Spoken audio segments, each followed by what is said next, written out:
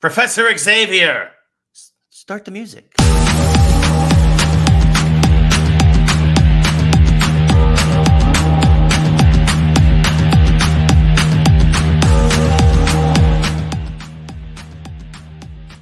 Good morning, good afternoon, good evening, wherever you are. We hope it is good. Welcome to another edition of Geeks Who Like Sports. As always, I am Ray Carcillo in beautiful Los Angeles, California. Doing the rest for the entire world over in Philadelphia, Pennsylvania. Lee Elias. Lee, how are you doing today? Ray, it's a wonderful week of geekdom and sportsdom. We got juicy topics. For those of you listening to the episode, Ray, would you describe what you see? Can you see my shirt? Can you see what's on my shirt? Can you describe? Oh, look at this. That's all of the faces of Wolverine. All the little Logans. I think the shirt's called Little Logans. There you go. And that dives us right into our non-sponsor. You've all seen these shirts out there, especially if you're a geek person. A company's called Roosevelt's, right? They make these button-down shirts. I've gifted many to Ray. This one, Little Logan's, has little Wolverines all over it. My son's name, Logan. It's no secret anymore because of Wolverine, my favorite character as someone growing up. But this is a great gift item. Yes. It's a great geek item. It's very sportsy, and also they have sports stuff too. So Roosevelt's, our official non-sponsor of the week. For those of you wondering how to spell Roosevelt's, I'm looking inside the shirt. RSVLTS. Yeah. Roosevelt's. There it is right there. Really great add-on to your geek collection. Another one, my good friend Matthew Eastman, Ray, bought me a really great one that was the first match from WrestleMania of Hogan. And actually, I think Ultimate Warrior's on it. But that wasn't the first match. Hogan and King Kong Bundy was at WrestleMania. Yeah, 1? I think it was maybe it's WrestleMania 3. Was it him versus Ultimate Warrior at 3? No, that was 6. That one, whatever one that was, he bought that. I wore it out one night. I had a friend going through a really tough time, and I wore that out just to cheer him up. Yeah. And the amount of people that stopped me and were complimenting me on this was amazing. But then on top of it, some people just stop and point and nod. And I'm like, yeah, you what you gonna do, brother? So Roosevelt's makes quality geek sports mashup stuff. We would love to have you as a primary sponsor on this show. Give us a call. Quick story for the audience. When we launched the show again, we reached out to many sponsors. And I love Roosevelt so much. This is a true story. I put a old shoe, cleaned it up beforehand, into a box with a note for the CEO that started out with, "I'm just trying to get my foot in the door." And we sent it to the only address we could find. I have no idea if that was the right address or not. I don't know if it was a warehouse. I have no idea where the shoe is. I don't even know if it got to the guy, but I thought you'd like that. We're just trying to get in the door because we stand for the same things. Geeks who like sports. So Roosevelt's, pick up that phone and give us a call. You're the official non-sponsor on Geeks Who Like Sports this week. Everybody, round of applause. Yeah, instead of Geeks Who Like Sports, that'd be Geeks Who Like Shirts. Geeks Who Like Shirts. Shirts Who Like Geeks. Yeah, nope, doesn't work. Didn't work. That didn't work that way. But yeah, I would have if I had known they were going to be the non-sponsor. I would have worn my Ninja Turtles one. It's okay. I don't tell you the non-sponsors on purpose. But yes, I did get you a pretty awesome Ninja Turtles one. Yes, I have worn on several occasions. Yes, we relaunched the show and just out and about. Yeah, it's good stuff. Our producer Caitlin has one. It's great stuff. If any geek property you love, they've got something for you. And some of them are like this. I wouldn't say this one's loud, but some of them have like characters on. Some of them are a little less, apparent, right? You have to really look at them to understand what you're looking at. But Roosevelt's, non-sponsor of the week. Welcome on board. Whether you want it or not, you are the non-sponsor this week for Geeks Who Like Sports. Yes. That's where Xavi gets to cut the mini clip. You see how good we are at this, guys? It's like we were trained to do broadcasting. Yeah. Yeah, exactly. So, but we do have a very big show for you all today. We got some video game news. We've got a lot of comic book news, a lot of X-Men stuff, a lot of Deadpool stuff. And we've got all 4 major sports in the news for both good and bad reasons. But a week that ends in Y. Yes. So we will kick things off, though. The big news, of course, it is playoff time in the NBA and the NHL. Lee, do you want to start? I feel like you want to start with hockey first. I'll always start with hockey. I mean, as of today, April 23rd, yes, all of my predictions have been correct. Yes. It's very, very early, though. First round is off to a roaring start. Nothing crazy has happened yet. As you know, this tends to pick up as the series goes on. Yes. Rangers looking very, very good as predicted. Yeah. Boston and Toronto have split their series so far 1-1. And again, I never expected that to go 7. But yeah, it's been a great start to the NHL playoffs. Enjoyable to watch when your team's not in it. And really just watching a lot of people picking Boston kind of to go all the way. And the main reason is the President's Trophy that they don't think the Rangers can do it. And I said, well, let me tell you about the 1994 President Trophy winners, because they did do it. Yeah. And it's important to remember that. But I just like the way the Rangers are playing. When Matt Rempe is the first one to score in the playoffs for you, you're having a really good time. Yeah, it's a good sign. And then, we'll see what happens. Again, they're just kicking off. It's been fun. And then in the NBA, Ray, nothing but disappointment for me and my Sixers. But I don't want to. We'll get into the NBA. But I want to just quickly game last night. No. Yeah, we will. We'll just keep going hockey though. We'll stay on hockey for a bit. We'll let that. We'll let it fester. We'll let it. Embiid's tears. I'm drinking here. Oh yeah, we're gonna get into all of that for the NBA. Yeah. But no, I do want to mention with hockey. Obviously, the Rangers looked very good with a 4-1 win in Game 1. Game 2 was they look solid. They look solid. Yeah, they look very solid. There's no excuse to lose to the Capitals. There's just none. The Islanders are down 2-0 in their series, which is not a surprise to me. A lot of folks were mad. The Islanders jumped out to a 3-0 lead in Game 2 and then proceeded to give up 5 straight goals, the last one being an empty netter. But again, I tell people this the whole year. You look at the Islanders. The Islanders has one of the best plus-minuses goal differentials in the first period of any team in hockey, and they had the worst in the third period. They literally, to a T, that was the script the whole season. That's why they had 15 overtime losses or something.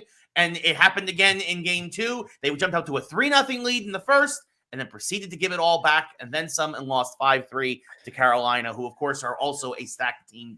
Look, when I look at the NHL playoffs, I'm actually going to echo something that Paul Bissonnette said, that he said the Capitals and the Islanders in the East, they're the only 2 teams that can't win the Stanley Cup, if you know what I mean. Everyone else has a legit chance to get there. Sure. But I agree with that. The Islanders, I mean, it's like if you're an NFL fan, this is like the equivalent of a below 500 team making the playoffs. Right.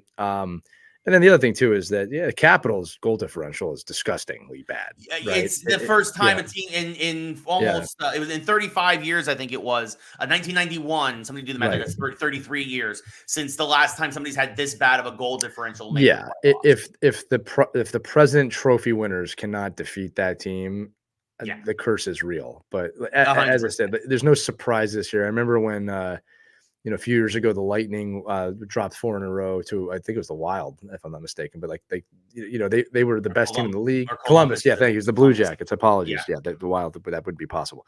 The Columbus Blue Jackets under John Tortorella, of all coaches. But they didn't take that team seriously. I don't think the Rangers aren't taking the Caps seriously. I think the Rangers 100%. Look at the Caps and go, hey, you're in our way. I don't think Tampa Bay did that. I think the Rangers are like, you're in our way, and I need you out of our way. Because Boston and Carolina are waiting for us. Yeah, no, absolutely. And I think that's what it's going to be. I think the Rangers versus Carolina in the second round, and then probably it's a first round gift. You were given a first round gift, which is you earned it, though. That's absolutely, exactly. That's why I wanted the 1 seed, and it was going to be whether it was Washington or Detroit. I was not worried in the first round. Another thing too, I'm looking at this Tampa Bay Florida series, and that might be the series for both those teams. I picked Florida to come out of that series. Me too. A lot of people picked Tampa, and I'm like, Tampa's not what they were a few years ago. They're running on fumes. I just think that those 2 teams are going to kill each other, and I think that the Panthers are a good team, but I don't know if they have what it takes to get back. No, I think they'll be. I agree. I think they'll beat Tampa Bay, and I think then Boston will beat them because I think Boston will handle Toronto. Although Toronto was able to take Game 2 from Boston, which is a big deal for them. That could be a long series, but I still pick the Bruins. And I think the Rangers would then have a long series, but win ultimately over Carolina, and then probably beat Boston, and then we'll see what happens in the West. Interestingly, that was a crazy Game 1 between Winnipeg and Colorado. It kept going back and forth. Georgiev. A lot of people talking about how he had one of the worst save percentages in hockey, even though he led the league in wins. And it reared its head here in Game 1. He gave up 7 goals on 23 shots. Yeah, it's brutal. At some point, you got to make a save. And I'm a big Georgiev fan. Obviously, started his career with the Rangers as Henrik's backup. But that's hoo-hoo. I mean, whereas Hellebuck, yes, he gave up 6 goals. He also faced 47 shots. So it's a little different there. So... Well, in another crazy game, the Edmonton Oilers beat LA 7-4. McDavid with 5 assists. Yeah. If he's passing, and other guys are scoring, that's very dangerous suddenly. But yeah. I didn't pick the Oilers to go all the way. I picked in the West. I picked the Avalanche. So very hard to tell anything from games 1 and 2 in any playoff series. Games 3 is where things start to get really real. Yes. But it's also early in the playoffs. Teams are filling each other out, and we'll see what happens. I just think that the Rangers' path is potentially I don't want to say the word easy, but it is the most favorable path. You get the Capitals around 1, the Leafs and the Bruins are going to kill each other. The Hurricanes and the Islanders, that's going to be a physical series. It's right there, right? You know what I mean? And obviously, like the Lightning and the Panthers, the same thing. They're going to kill each other. So it's there for them, Ray. It's there for the Rangers. They just can't get complacent. And they cannot get cold, right? And that's why it was a big deal. That's why it was a big deal that Panarin scored also in game 1, right? I mean, as great as it was to see Rempe and VC and like the bottom line contribute the way they did, the fact that you had a goal from Panarin is a big deal. Because you need him to be what he was in the regular season, where he scored for. And Kreider had a goal, right? And Kreider had a breakaway goal, which you need as well, right? If Kreider and Panarin are clicking, and then you get contributions from your bottom 6. And Shesterkin. Everything's looking great right now. Yes, Shesterkin was very solid. He now is, I think, 1 or 2 games away from Martin Brodor's record of 2 goals or less in a row at home. It was his 10th straight game where Shesterkin had given up 2 goals or less at Madison Square Garden. I think Brodor with the Prudential Center / Meadowlands Izod Center had that record with, I think it was 12. So another really quality start for Shesterkin. It says something in today's NHL too. Yeah. So for Igor to be that dominant, I would not. At first, I picked Rangers in 6, but if they continue to play they did, I could also see Rangers in 5 at this point. I mean, look, the Capitals are all going to be about Ovechkin, and they didn't have a shot in game 1. So it makes me wonder, are you really that focused on the goal record? He's a competitor. He wants to win, but the best player not shooting the puck is not a good sign. So we'll see what happens. He took shots. It's just none of them went on net. They were a couple of shots he took went wide or So that does not count as a shot on net, though. And that's what I'm saying. He had 0 shots on net in that game. That's crazy. Yeah, no, it was. I think only the 3rd time in his career that happened, or something, 3rd or 4th. Yeah, the Rangers really shut him down. And Charlie Lindgren, who had been red hot. I mean, to be fair, Lindgren got off to a great start, did everything he could, but the Rangers just kept peppering him, and then the Rangers, who had 5 days off before game 1 because of the weird schedule that we talked about in last week's show. Another gift. Right. Yes, that was also a gift that the Rangers were able to get 5 days off before the playoffs started.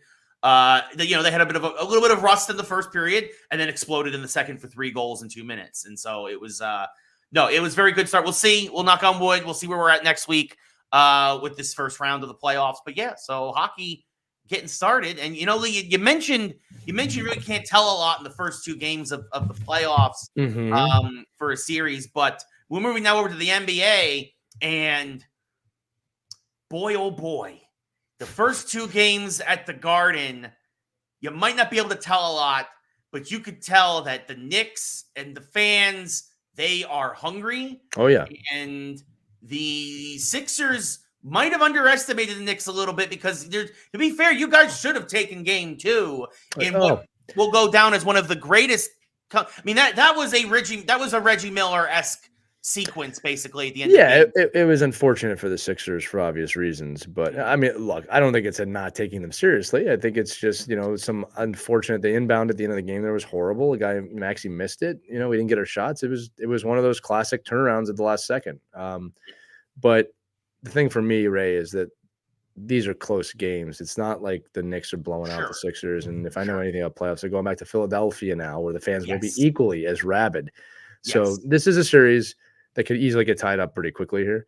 But we let one slip away there last night. But again, that might be a lack of experience. I don't think it's a lack of respect for the Knicks. I mean, maybe. I mean, we'll see. I mean, it was a big deal. Embiid couldn't show his face to the press after the game. He kept his head in his hands the entire time while he was giving statements. Although he was saying all the right things, but he kept his head in his hands. Yeah, it was devastating. You can't lose like that. You can't lose a game like that. And then he didn't even take the last shot. So it's just I'm sorry, he did take the last shot. He just missed it. So it's a tough It is a tough. It wasn't the blocked shot. The blocked shot was the previous. That was the previous one, and then the offensive rebound by the Knicks was devastating. Yeah. But Hartenstein, who is now being called the 7-foot JJ Watt. Yeah. Well, look, it's round one, and you don't want that to be your best moment of the playoffs. I'll just say that. For sure. Yeah. For sure. But it is also something that you could build momentum on. And remember, 100%. And I will also say that Jalen Brunson's worst 2 games of the year were the first 2 games of the playoffs, and the Knicks still found a way to win. Yeah. So that does say something a lot about the team. Well, the Knicks are a better team than the Sixers right now. It's just going to come down to Embiid. It always comes down to Embiid and how he wants to play the game.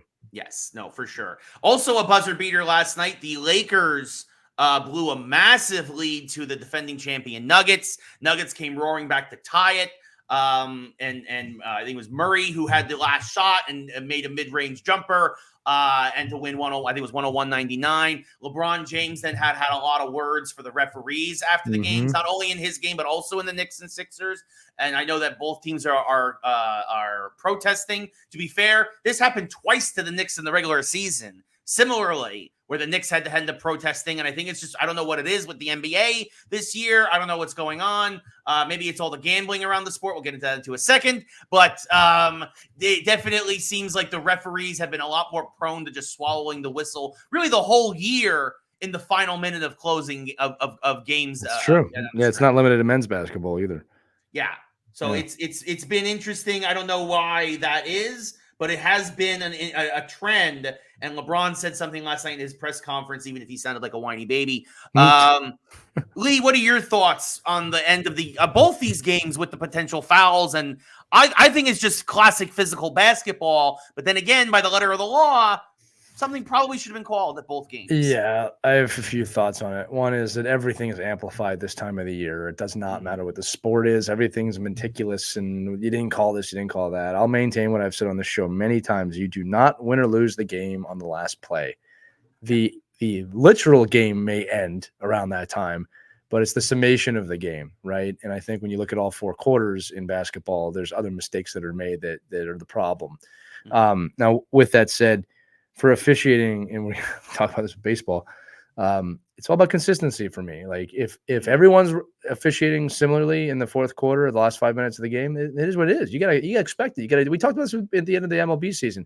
You gotta be a gamer, man. You gotta be there. You gotta play the damn game. And whatever they throw at you, you gotta overcome that adversity. So I don't like a lot of bitching. All right. I'm not saying LeBron James hasn't earned the right to say whatever he wants. He's top 3 players of all time. He can say whatever he needs to say, right? But it's all about consistency with the officiating. And I like when the players have the game in their hands. I don't want it to be the officials' hands, and I don't want it to be the coach's hands. I think that while it's inconsistent, it is in the players' hands, right? And I think fouls in basketball, when you compare them to hockey, are soft as hell. Play the damn game and win the damn game. All right. You got to bleed for your team, bleed for your team. All right. You're laying on the floor, wailing like a little baby. I'm not talking about any one player. Play the damn game. It's a common thing amongst all sports except for hockey that you see players laying down looking for a call. All right. In hockey, they will look, but they're moving when they're doing it. Right. Sure. Like in other sports, football, the game just stops. It's like you lay in there and the other team's going to get up and play the damn game.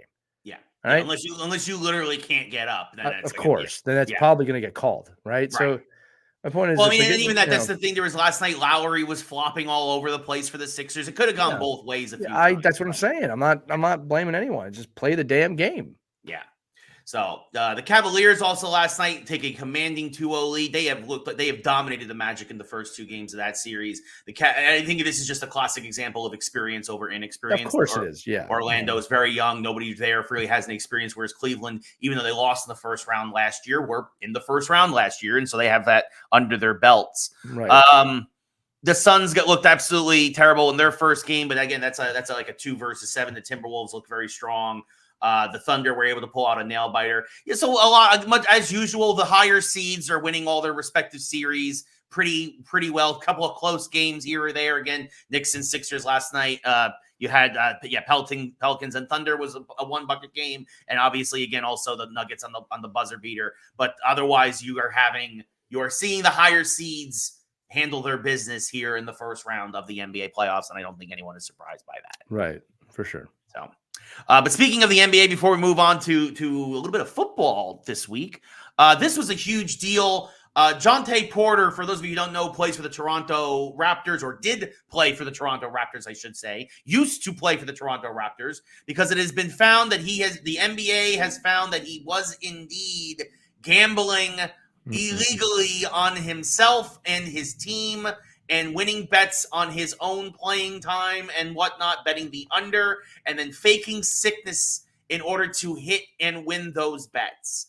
And not surprisingly, Adam Silver has given him a lifetime ban. I think this is actually the second lifetime ban that Silver has had to issue in his time as commissioner. And I mean, this is how it should be done. This was pretty black and white. The evidence was all there. Right?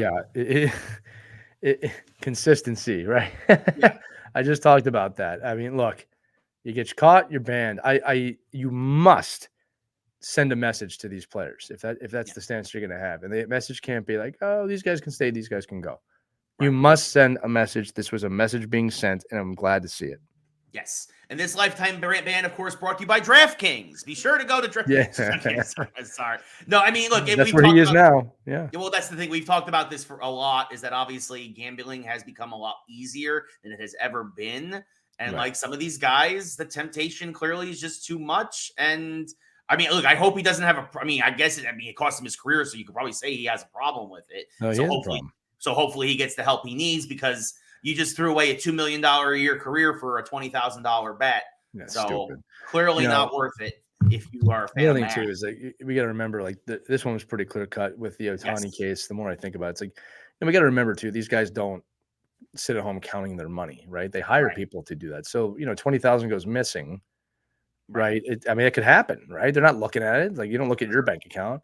But this one's black and white. The guy's banned. It's done. That's it. I don't know how much more obvious. It's as easy. It is rare that you get something so black and white as this in anything in life nowadays. But this was clear as day that this guy was guilty. So Jonte Porter. Gosh, I don't even want to give you the bus. You're just an idiot. You're on the bus, out of town, buddy. Exactly. Have fun. You're out of Toronto and you're out of the NBA. Bus. So, get out of here. Goodbye. Oh goodness. But we're waving goodbye to Jonte Porter, but we're going to be welcoming a lot of folks to NFL rosters this week, because it is time for the NFL draft. That's right. We are 48 hours away from the first round of the NFL draft, and a lot of buzz this week around my New York Giants and what they will do with the 6th pick, because there are rumors now that both the Vikings and the Broncos, the Vikings at 11, the Broncos at 12, are talking to the Giants about trading up. Lee, let me give you a couple of possible scenarios here for what the Vikings have offered and what for the Broncos have offered. I know what I want to take if these offers are true. The rumor is that the Vikings have offered the Giants both their first round pick, which the 11th pick this year, right? They basically would swap ones, and also their second round pick, and possibly a third round pick next year to move up 5 spots.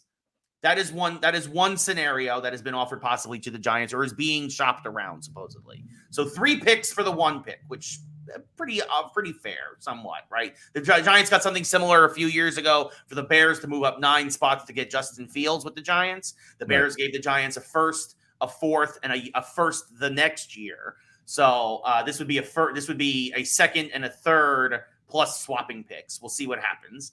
The other one, and this is the one that I want, the Broncos would move up 6 spots. They would trade picks. The Broncos would also give the Giants their first round pick next year, and Patrick Surtain II, their number 1 corner, who's going into the final year of his rookie contract, to give the Giants an interesting 1-2 combo at corner in Surtain and Banks. That's what I would prefer, because to me, first off, I think a first round pick next year is worth more than I think 2 picks from Minnesota, 2 back picks from Minnesota. And I think that Surtain fills a hole the Giants have in the secondary, because now suddenly you have 2 legit starting corners. Lee, what are your thoughts on these rumors about, obviously we have no idea what's going to happen. Supposedly now also, they're also talking to Arizona at the 4. So, but what do you think about draft day trades and whatnot, and what might happen, and what would you do if you were the G-Man? Because your Eagles are further back. And I want to get your thoughts on what your Eagles do. But what do you think about what the Giants might do? Yeah, I think those proposals seem a little gracious, if you ask me. I don't think that they're very likely to happen. I don't think the number 6 pick, unless it is a missing piece and they have the best in the country, really a generational player, that seems a little rich to be offering the Giants that. If they offer the Giants any of those deals and the Giants don't take them, they're idiots. They're stupid. Absolutely. Right. Yeah. So that's why I have a hard time thinking that those are real. Look, man, 50% of picks work out. That's the statistical number, so if you're going to trade up a pick and give all that away, you better be 100% sure that you have someone there that you want. And that's the type of trade that's not going to happen until the 5th pick is made. Right. Absolutely. So I think it's unlikely. Now, if the Giants can move around and get a few picks down and a couple other things, I think they can entertain that. They're not strong enough at this point that one player is going to make a difference next season, but 3 or 4 might. Over the course of 2 years. So, I think that's a good move. It's I hope Giants fans understand that.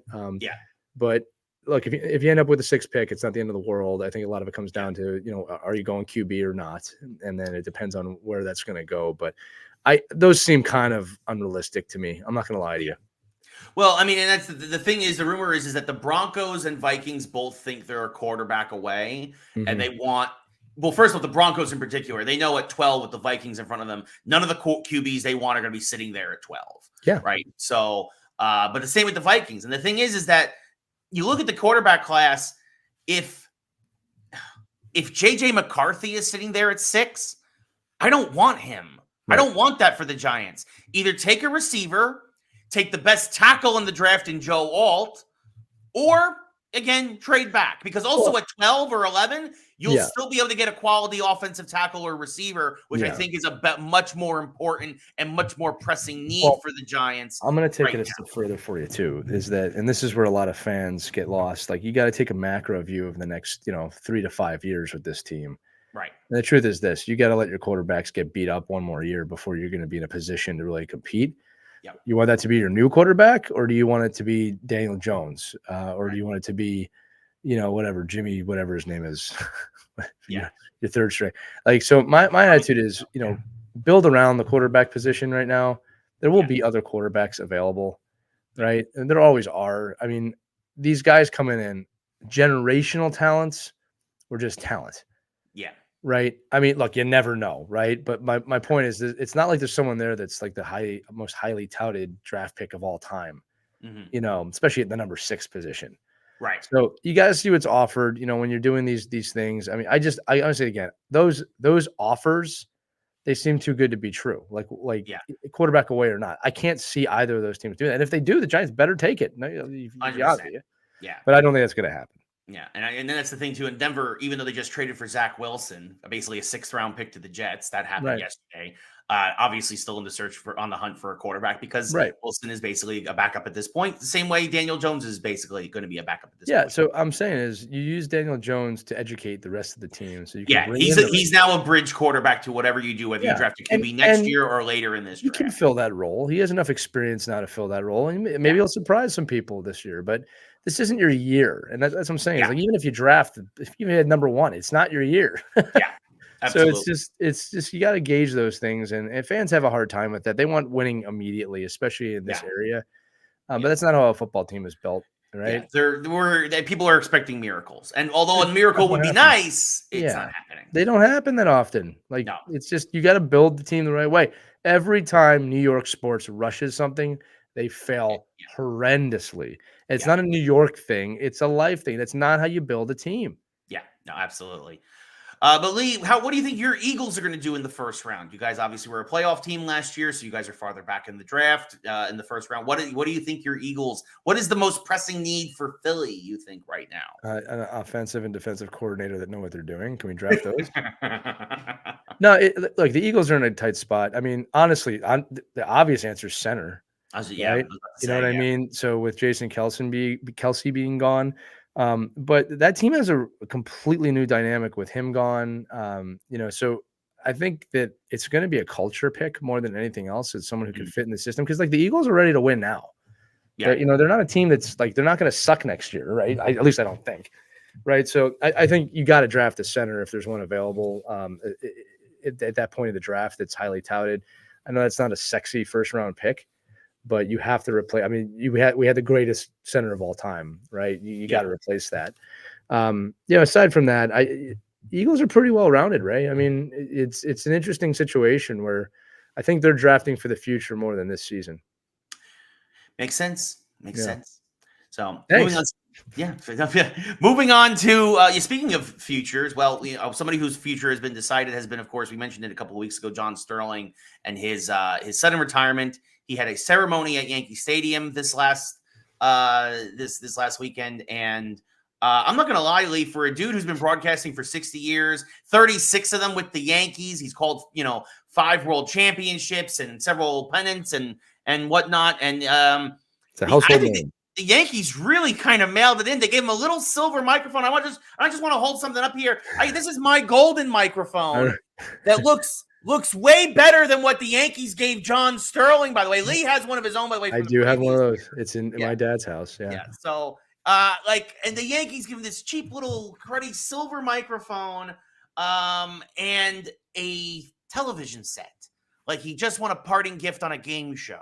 It looked like Anthony Volpe went to Best Buy before he went to the stadium that day. Literally didn't even wrap it. Just like in the box, right off the shelf. Here you go, John. A TV. Was a TV? A TV. So they said so you can watch the Yankees from home now.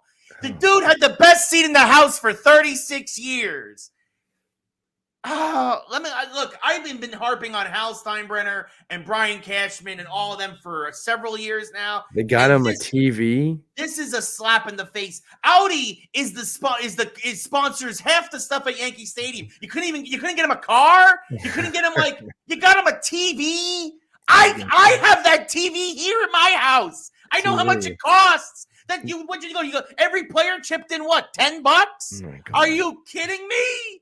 A TV set and a little silver microphone that looked like it was bought and you spent $3 at a trophy store on? Look, I have a golden microphone. For 4 years of work. We have golden microphones. For 4 years of work, and ours is gold. It's gold. From college. What are you doing? You're the New York Yankees. What a joke! You're a disgrace, Hal, you pencil-pushing, penny-pinching piece of crap! Sell the team! You're not your father! You're a disgrace! I'll take it a step further here. I bet you and I could have some fun just in 1 minute. Better gifts that they could have made for John Sterling. A picture spending the 5 championships, maybe him calling it from the booth, signed by a lot of people. Yeah. And look, and I will say this. I understand they were pressed for time because this was a very sudden thing. So I'm not expecting the plaque that needs to be bronzed and put in Monument Park one day. I get that, right? But also, unless he is really, really going soon and he's really, really sick, you could have held off on this kind of a quote unquote ceremony for a couple more months. Right. I'll tell you what they should have done. All right. After every Yankees win, for those of you people that don't know, and I am not a Yankees fan, New York, New York plays by Frank Sinatra. Yes. What they should have done is said, in addition to that custom now, when the Yankees win prior to the singing of New York, New York, we will all hear the Yankees win into the song for eternity. Yeah. There you go. That would have been there's something cost no money. After Bob Shepard retired, Derek Jeter still had Bob Shepard. Now batting number two. Yeah. Derek Jeter. Come on, guys. The Yankees used to represent class and culture. Yes, used to. Not anymore. Now it's the Dodgers somehow. They don't represent class and culture. Not at all. let's see. The Astros. No. That's not it. The Braves. Honestly, the Braves are. That's who it is now. The Braves. I'd even say your Phillies at this point have more class and culture. Goddamn right. No, the Yankees have really fallen from grace, right? And again, a team that was feared and revered at the same time, and can be again, does not have that right now. It was despicable. Even me, not a Yankees fan and a Phillies fan, has unbelievable respect for John Sterling. I know that call. We know that radio call. If you're a baseball fan, a silver mic and a TV, not even a watch or anything. Unbelievable. Got to go in front of the bus, Ray. Yeah, no, Hal Steinbrenner, you're in front of the bus this week, my friend. Unbelievable. Unbelievable. Also, very quickly, speaking of a lack of class, also want to mention the terrible new City Connect uniforms for the New York Mets. We ragged on the Phillies, so it's only fair that we should also mention that the Mets also that's stupid.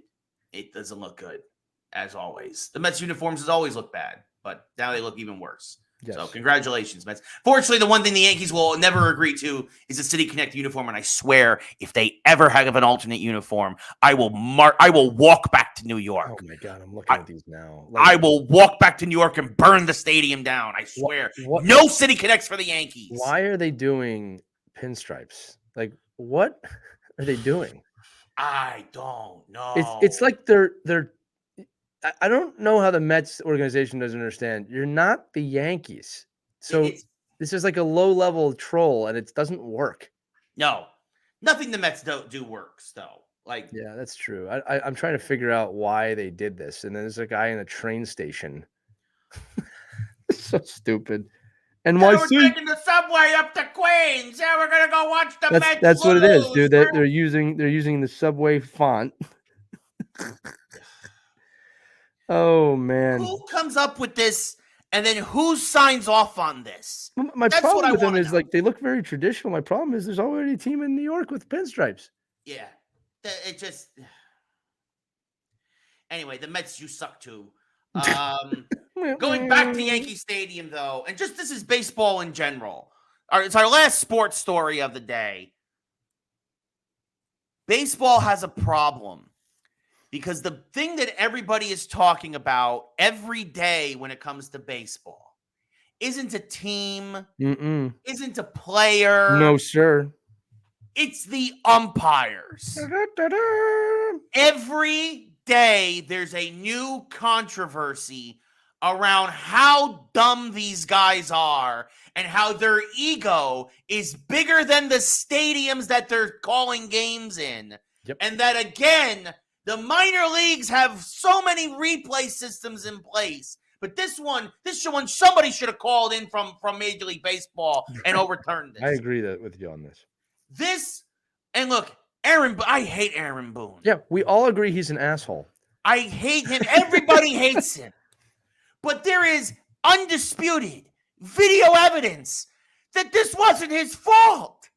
Now, look, he got into an argument with the umpire in like the first 7 minutes of the game. He said a guy was hit by a pitch or wasn't hit by a pitch. Said he was. They went to the replay and they said, can't overturn it. And that's it. And Boone kept chirping. So the umpire said, you say something else, I'm going to kick you out. So Boone goes back to the dugout. Fine. And he's literally just sitting there. And he's just sitting there and he's watching the ump. And a fan behind the dugout, doing, by the way, what all Yankee fans do. That's true. Is harp on the umpire. The umpire turns around and says, Boone, you're gone. And Boone's like, I didn't say anything. And legitimately, we have the proof that he didn't. And the umpire is like, well, I don't care.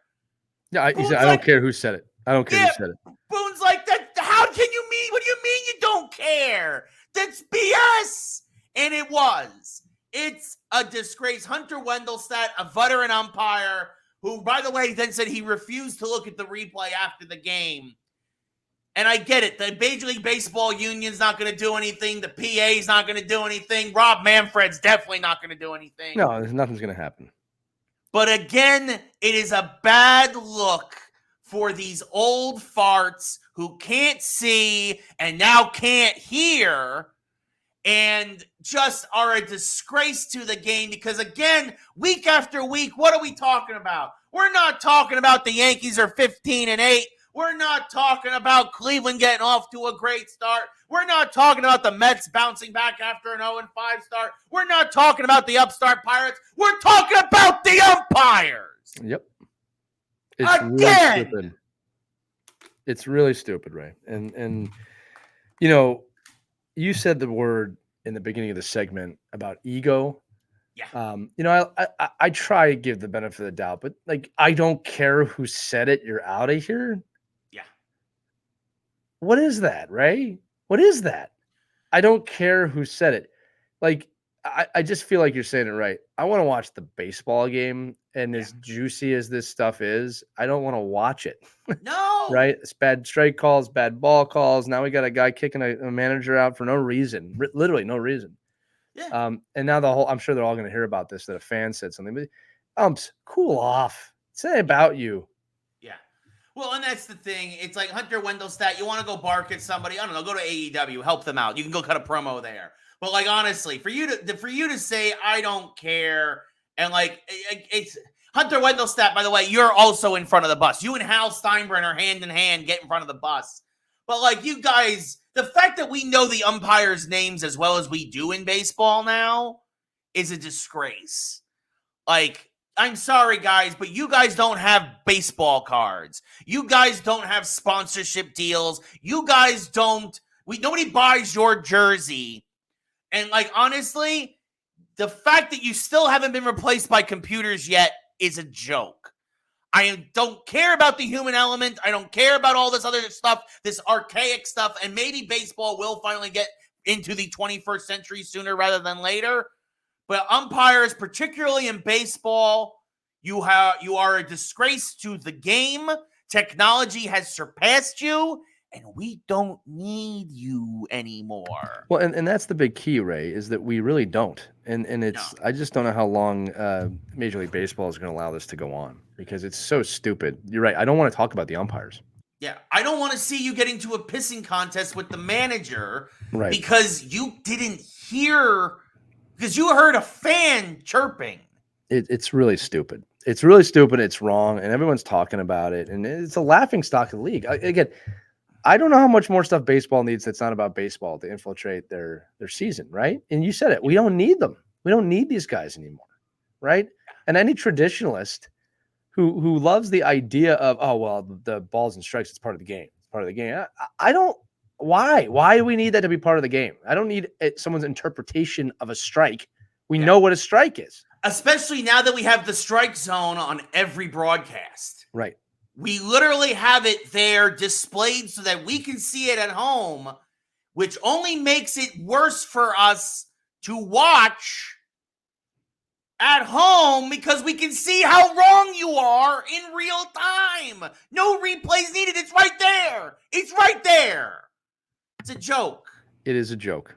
By the way, you want to know how much our computers are listening to us right now? I just got an email from Roosevelt's with their Hall of Fame baseball collection. That's insanity. Yeah, like literally just popped into my inbox. Roosevelt's, of course, again, our non-sponsor of the week. You should be the full-time sponsor of the year. Yes, as they now say, immortality awaits. You can get yourself a Big Hurt Frank Thomas button down, or yourself a Wade Boggs t-shirt, or anything of that nature that just literally just popped into my inbox and I had to say something. So Ray, are we about to transition to the geek section? Oh, yes, we are. Well, for the watching audience, I have the most beautiful clip for you. Watch this. I love LA.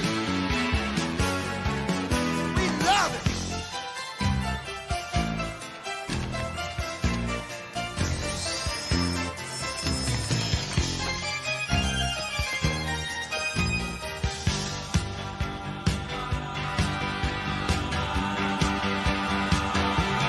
Ray, you look great as an umpire. I want you to know that. You haven't seen it when we're recording this, but I know what's coming, or I know what just happened. You don't, but you look great as an umpire. I want you to know I would be a better umpire than Hunter Wendelstedt. That is yes, and Angel Hernandez.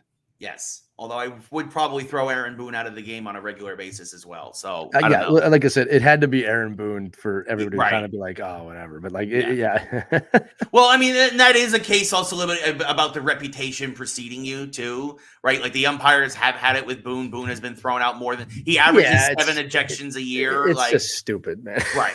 So, but it is but again, you got to get that right. You got to get that right as an umpire. So, but you know what they're getting right over on Disney Plus?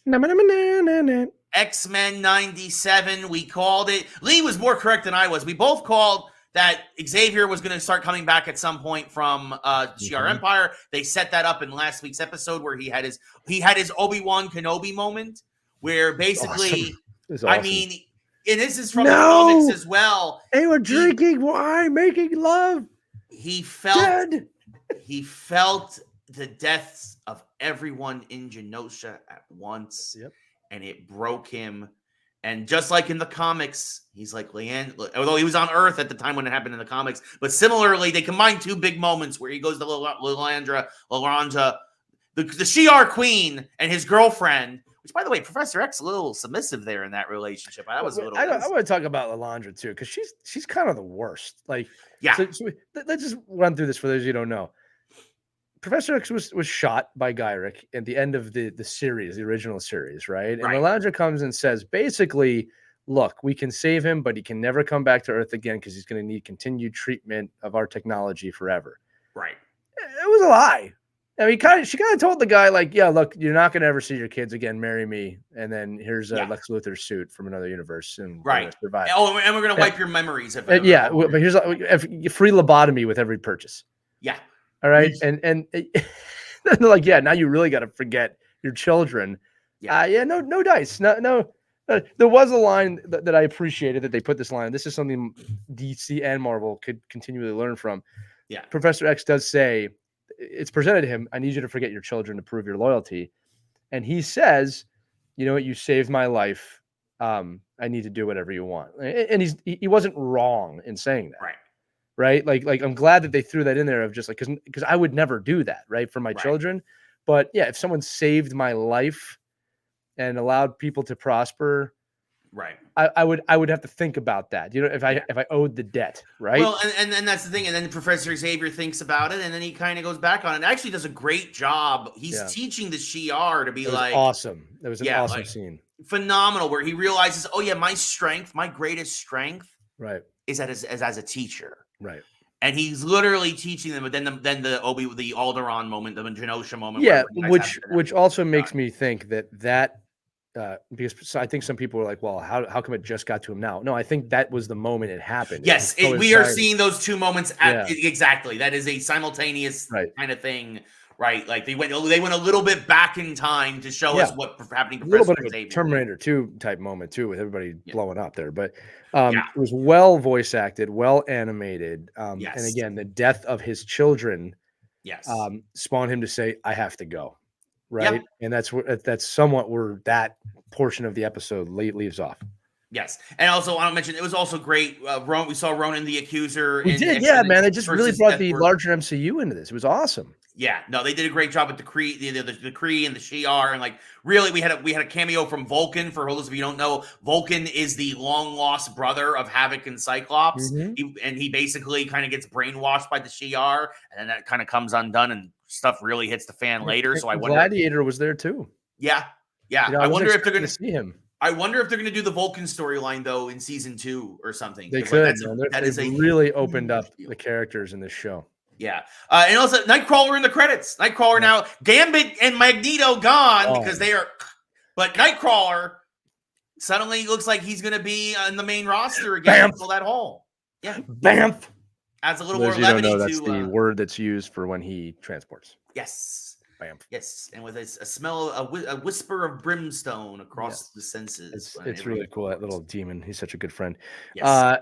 No, it was a fantastic episode. I know you want to get into the stuff with Storm. The second half. Yeah, the second half of the episode. I was really impressed with that part too.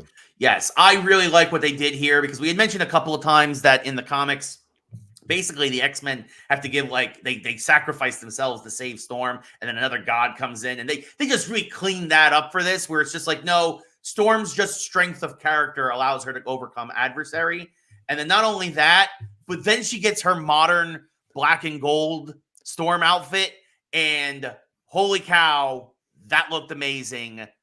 So on board, and also leaves the door open for maybe Forge coming back at some point, maybe helping out with X-Force or something like that. And, well, yeah, for sure. I mean, like, I love the new uniform that she's in. Echoes back to actually, you can't see it on set here. I have an X-Men arcade machine in my office. Yes. And she's wearing that in that game from the 90s or late 80s. So it's a really cool thing. And the way they did it was so superhero-esque. Yes. So Marvel-esque, right? It was almost like when Thor landed in Infinity War. That's actually a really good way of looking at it. I'm thinking about it. To have Storm come back, but Storm being back is huge, right? Yes. Now we have a situation here where she can rejoin the X-Men, and we haven't seen Cyclops since the massacre. Yeah. So next episode should be really good. You have Professor X and Storm rejoining the X-Men. It's gonna be good. And Nightcrawler too. So suddenly the roster's still full. I'm curious if they're gonna go big and do blue team and gold team. We'll see. I think more what's going to happen here, because there's one more episode, then there's the 3-part series, right? Yes. So this next episode might set up one more thing, right? Yes. And I'm wondering if we're going to get Cable back in the future saying I failed again. Yeah. And they have to figure this out, right? Because that's what's going to happen. And then look, I don't like to predict huge outside the box things too much, but we saw the Watcher in a previous episode. We know Wolverine and Deadpool's coming up. We're going to talk about that trailer in a minute because they talk about it's an alternate universe Wolverine. Yeah. I would say there's a 50% possibility that they may tie this into the larger MCU. Yeah. I don't need them to, though. No. So they don't have to, but they definitely could. Right. They definitely have the crumbs there. It could rewrite what She-Hulk did wrong. Yeah, no, for sure. I mean, and I think that rumor is that tonight's episode, because we're recording before the episode 7 drops, it's obviously a recap of episode 6, is that it's going to be very Cyclops heavy, and I think part of that also could be because in the comics, the person who sends the Wild Sentinels, I mentioned it last week, was Cassandra Nova. Right. Lee correctly predicted though that they might go back to Mr. Sinister and tie all that in because it's cleaner. And Lee was right. It was Mr. Sinister along with Oliver Trask. Unless there's still a chance that Cassandra Nova's around because she's as strong as Professor Xavier. You got Xavier coming back now. You could still do that. But credit to Lee, who correctly predicted that it was Mr. Sinister actually behind it all, which is I appreciate the kudos, but I mean, he's been all over the credits. I don't think enough people know who Cassandra Nova is. They will soon because of Deadpool versus Wolverine. Right, she is definitely that has been confirmed in the new trailer. We'll get into that in a second, but they may show that. I mean, again, as I said, do they want this to connect to the larger MCU? She could be faking as Mr. Sinister. There's that as well, right? Yeah. She could completely pull that off. Absolutely. So we'll see where it goes. I think you're right about the Cyclops heavy episode. We have to go back to now the other X-Men. Like we haven't seen them in 2 episodes. Yeah. So, and I think that the next episode will be them, and then it's all going to connect. Storm, Professor X, and them rejoining. Everybody coming together at the end to prepare for the final 3-part finale. Exactly. That's how I would have drawn it up. But I do want to just give a shout out. Just the storytelling is so succinct and beautiful. Yeah. And it's proving once again you don't need 3 freaking hours to do these stories, right? They're doing this in 30 minutes. Yeah. And it's fantastic. Yeah, 30 to 35 minutes every week. Yeah, it's the amount of story they are cramming into 30 minutes. It should remind all of us, you don't need 3-hour movies to do these things, right? Tell a good story. Yep. Right? And it's like again, look, they still haven't called it a Wild Sentinel. No one said that in the show. Nobody cares, man. Nobody cares. It's like Cable destroyed everything. It's just like it's a Sentinel. Mutants. It's a master mold. It's another one. It's just it's a big bad, and it just goes to show you don't always need to go crazy with these things. Yeah, no, exactly. Let us as fans go crazy. We'll go crazy enough. That's why we're fanatics. But So moving on, we mentioned the Deadpool Wolverine trailer a couple of times. New trailer just dropped yesterday. We're 3 months away. Less than 3 months away from that being in theaters. And Deadpool's going to save the MCU.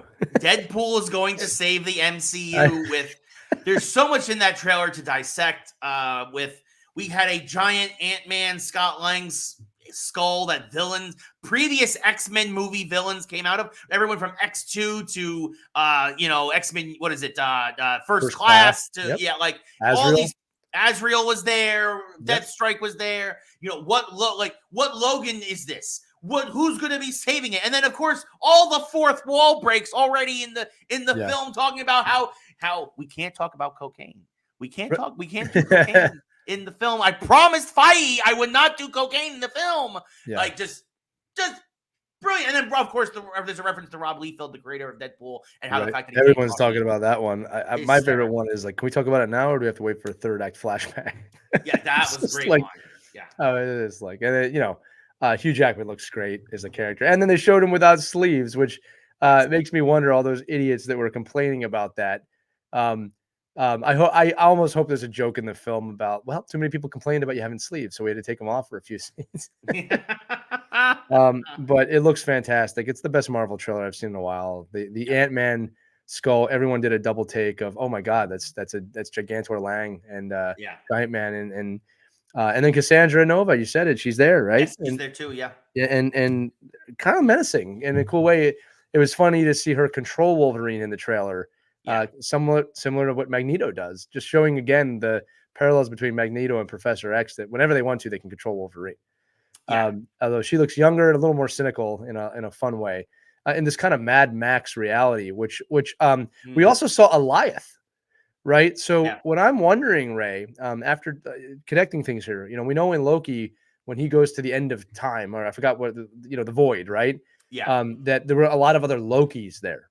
Yeah. Right. So it stands that void might have far more people there than we know. That would explain the variance of all the villains and Cassandra Nova being there. Yeah. And all of those characters. Right. So my belief is that they're going to somehow get to the void at the end of time. Right. And that, Alioth is clearly in the trailer. Yeah. Right. And I don't believe that's going to be a multiverse Alioth. That's Alioth. Right. Right.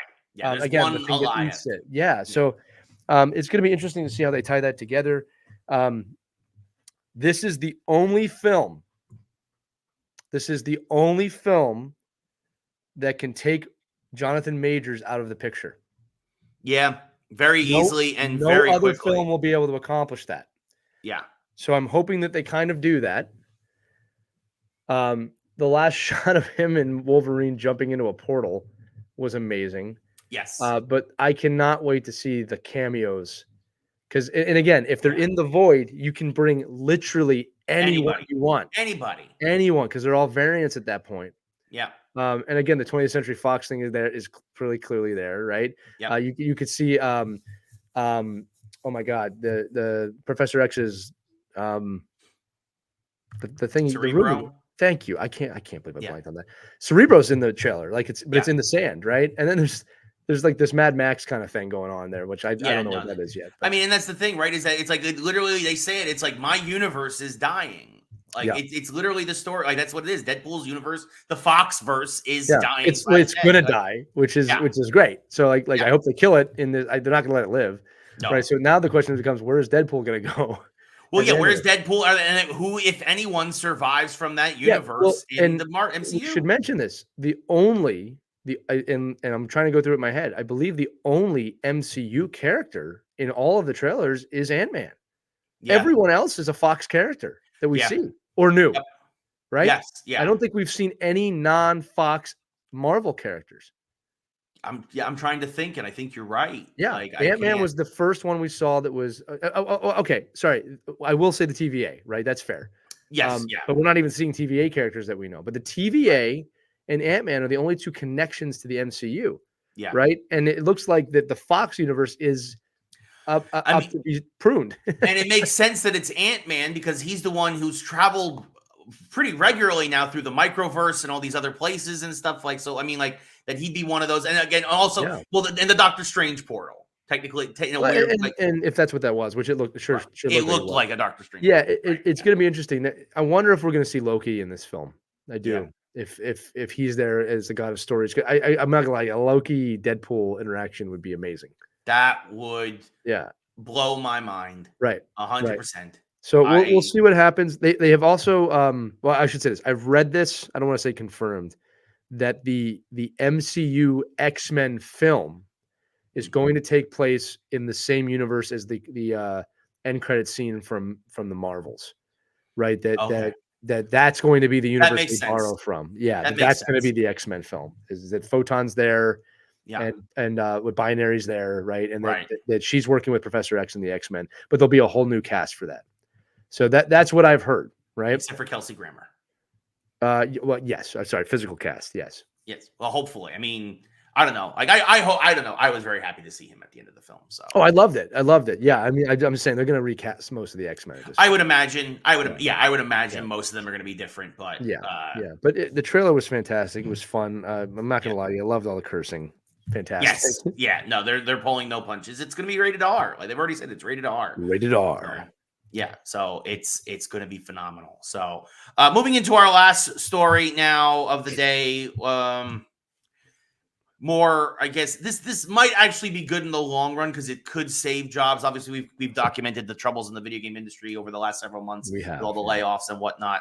Embracer Group, one of the biggest reasons why there have been so many layoffs. They were trying to do a $2 billion deal with the Saudis that fell apart because I guess they had overexerted themselves. When that fell apart, they didn't get that influx of cash. A lot of studios that they owned started to be shut down or be sold at face value. They lost money on a lot of those sales from what they bought them for, but it was literally just they needed an influx of cash and started selling off studios, firing people left and right. And now they announced today, or actually yesterday, might have been today, but it was time doesn't matter to me anymore, folks. I mean, we're talking about the multiverse. Everything's timey-wimey, spacey-wacy. That's Doctor Who. Careful. I know that's not timey-wimey, spacey-wacy. Yes. But anyway. That was 3 doctors ago. Now it's not, but it is at the same. That's a whole other geek thing. Yeah. But but anyway, they have split up and the parent company Embracer Group into 3 smaller companies, Middle Earth Enterprises and Friends. That is legitimately the name of the studio. I am not making that up. Middle Earth Enterprises and Friends. Coffee Stain and Friends. Oh my God. And the Asmodee Group. Of course, the last one. It's like that 3-headed dragon. The last one's like, Yep, exactly. Yep. So, but they're basically going to all handle 3 different things. Middle Earth Enterprises will be the AAA studio that handles things like Dead Island, Tomb Raider, and of course, Lord of the Rings. The Asmodee Group is going to handle a new tabletop division and board game division that will include things like Ticket to Ride, Settlers of Catan, and Exploding Kittens that I guess they have the IPs for. Oh, and also they also mentioned, by the way, because that they're also working on Lord of the Rings, Star Wars, and Marvel-based board games, which that should make money. That makes a lot of sense. It should make money. Those people love those things. Yes. So yeah, maybe they should have started that a little sooner. And you don't have to lay off so many people. Anyway, Stop bringing me into that. Stop it. Coffee Stain and Friends will be the indie studio. They will handle smaller titles like Valheim, Goat Simulator, and Deep Rock Galactic. That are some of the ones in their things, and they will be publicly traded starting in 2025. That is official. So, look, if this saves jobs and continues to raise the quality of games, I'm all for it. Dead Island, I loved Dead Island 2. I've talked about this previously. It was my number 11 game of the year last year, but I actually really did enjoy it after that game was in development hell. Obviously, properties like Tomb Raider and Deus Ex that they bought from Square Enix, again, these are beloved franchises, and the Lord of the Rings, boy, they really screwed up the last game with that one, but maybe they can bounce back. We will not talk about the Gollum game here. We will not talk about that. That was precious. Yeah, it was not precious. It was not precious. Very precious. But I mean, look, I'm excited for this because again, if it saves jobs and it makes more games and we get more games, then I think it's a good thing. But again, this comes from a bunch of stupid C-suite morons who failed upwards in their lives, making bad decisions that required this in the first place. Lee, your thoughts? Nope.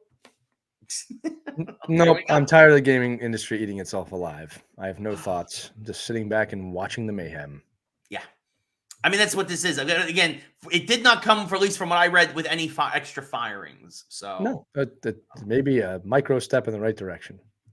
I think that's fair. I think it's a micro step in the right direction. And friends. And friends. And friends. So, yeah. Thanks for watching Geeks Who Like Sports and Friends.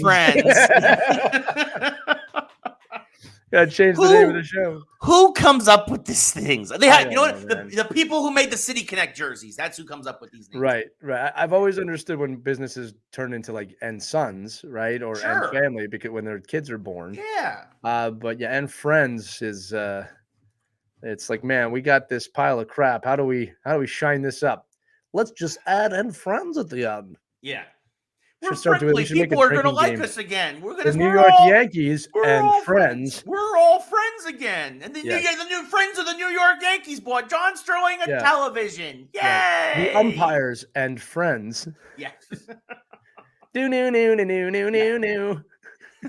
Magneto and friends. And his amazing friends. Spider-Man and his amazing friends. Spider-Man and his amazing friends. Yes. That was a classic. That's what we need. We need Spider-Man and Iceman and Firestar in the X-Men 97. All of those characters have been part of super teams before, and I'm going to let everybody know as a little tease that our good friend and manager and head host of this show, Ray Carcillo, has created this week's mashup. He gave me the week off. He said, Lee, take the week off. I've got a matchup. That question is, what superhero team? I said that too fast. What superhero team would most benefit from being split into smaller mini teams? Ray, I have the answer. But for those of you listening, you got to wait till the next episode comes out this Saturday. Our mashup, our mini episodes, 10 minutes or less, little bite-sized episodes that you can enjoy with friends. Yes. Next time you listen. Yes. So friends, thank you so much for listening to Geeks Who Like Sports and Friends. For my best friend. Hi, it's me. And my best friend. Yes. That's Lee Elias. I'm Ray Carcillo. This has been another edition of Geeks Who Like Sports. Good night, everybody.